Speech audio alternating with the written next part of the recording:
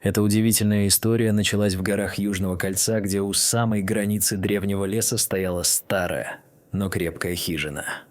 20 лет назад Виктор Хейден, успешный градостроитель из столичного центра, отказался от блестящей карьеры и выбрал тихую жизнь в горах, вдали от шума и суеты. Сейчас ему было 55 лет.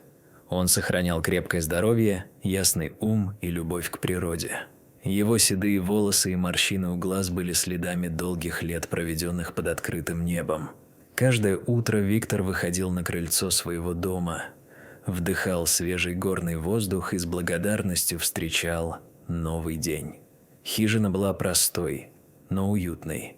Бревенчатые стены, добротная печь, полки с книгами о местной флоре и фауне, фотографии диких зверей, которых он встречал за годы наблюдений. На стенах висели нарисованные от руки карты местности и выцветшие снимки, запечатлевшие оленей, медведей и редких птиц. Зарабатывал Виктор тем, что собирал и продавал целебные травы, а иногда проводил экскурсии для натуралистов. Большую часть времени он проводил один, изучая ритмы и закономерности природы. Он знал, когда появляются первые перелетные птицы, где можно найти редкие растения, как читать отпечатки лап на влажной земле. Весна в том году выдалась необычно холодной. Снег держался дольше обычного, а ночные заморозки гнали животных вниз ближе к долине. Виктор заметил, что многие звери изменили свои привычки, спускаясь в поисках еды. В один туманный апрельский день он отправился к своему любимому озеру, скрытому среди высоких елей. Взял с собой старый ящик с рыболовными снастями, термос с горячим чаем и вышел по знакомой тропе. Туман стелился по лесу, капли влаги блестели на ветках. По пути Виктор заметил странные следы. Маленькие лапки, оставленные в мягкой земле. Это не были следы диких животных, слишком упорядоченные, слишком чистые. Он пошел по следам и вскоре услышал тонкое, жалобное мяуканье. Звук доносился из-под старого упавшего дерева, чьи корни образовали укрытие. Осторожно приблизившись, Виктор заглянул под ствол. Там, дрожа от холода, прижавшись друг к другу, лежало 6 крошечных котят. Их глаза едва открылись, а сами они были на вид не старше 2 недель. Они не могли появиться здесь случайно. Виктор сразу понял, что их сюда кто-то выбросил. Возможно, мать погибла, но, скорее всего, кто-то намеренно подбросил малышей в глухое место, рассчитывая, что природа все сделает сама. Сердце мужчины сжалось. Он оглядел местность. Ни матери кошки, ни следов людей поблизости не было. Котята были истощены, замерзали, и ясно было, если их оставить, они не выживут. Но и брать их домой означало принять на себя огромную ответственность.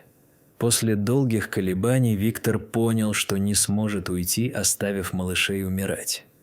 Он вернулся домой, взял корзину с мягким пледом, теплую грелку и аккуратно перенес котят к себе. В ближайшем городке он заказал специальное молоко для новорожденных животных, начал кормить котят каждые несколько часов из маленьких бутылочек. Он установил у дома импровизированное укрытие. Теплый домик, защищенный от ветра и дождя. Каждый котенок оказался с характером. Самого большого, с пушистой белой шерстью и янтарными глазами, он назвал Снежок. Он всегда первым приходил к кормлению и был явно лидером среди сородичей. Осторожную кошечку с дымчатым окрасом Виктор назвал Пепел. Она долго наблюдала издали, прежде чем подойти, всегда начеку. Тень, черный котенок, отличался умом.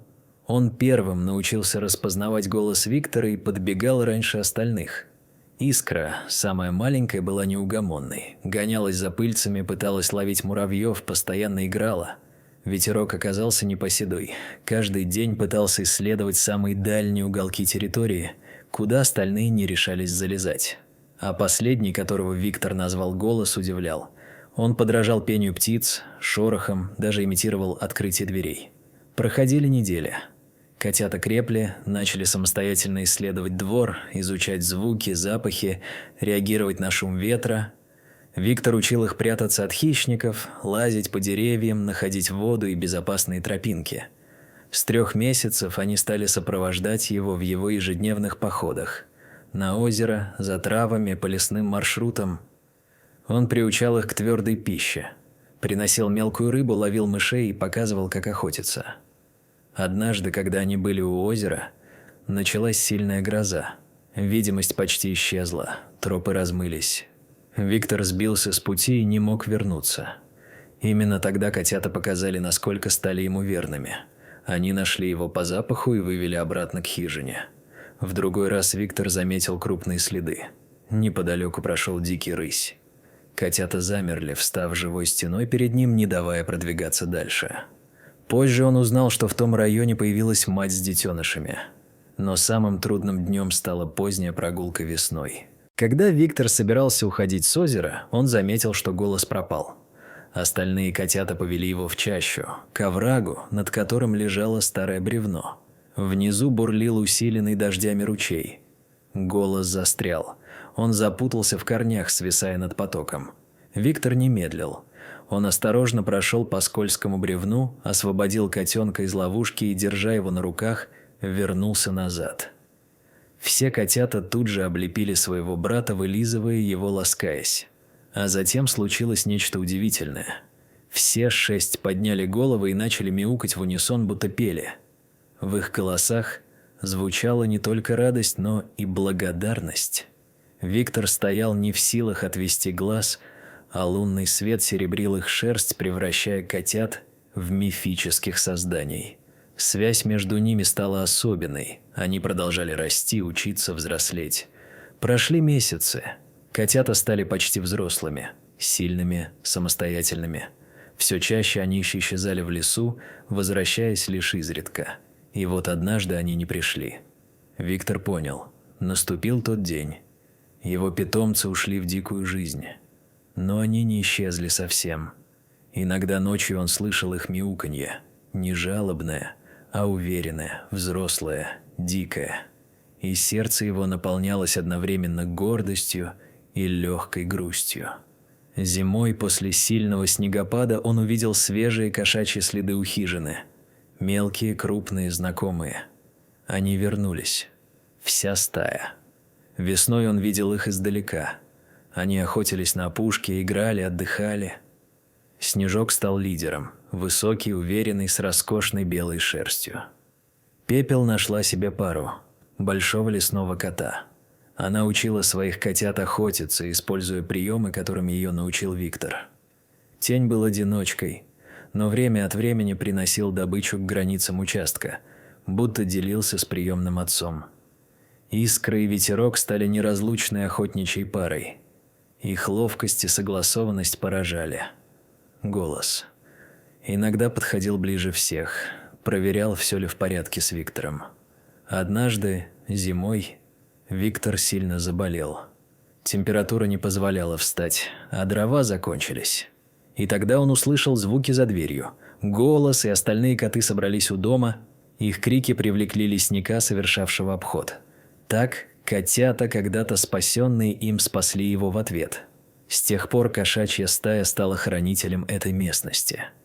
Они отпугивали незваных гостей, указывали на приближение опасных зверей, даже помогали находить редкие травы своим тонким чутьем. Прошли годы. Виктор постарел, но продолжал жить в своей хижине. Коты тоже старели, но их связь оставалась нерушимой. Новое поколение котов, потомки тех 6 спасенных, считали территорию вокруг дома своим родным лесом. И до сих пор, если вы окажетесь в горах Южного кольца в ясную лунную ночь, вы можете услышать протяжное мяуканье, разносящееся по лесу. Песни благодарных котов о человеке, ставшем им домом, защитником и другом. Дорогие зрители, прежде чем мы продолжим, напишите в комментариях, где вы находитесь. Нам правда интересно узнать, из какого вы города. Приятного просмотра.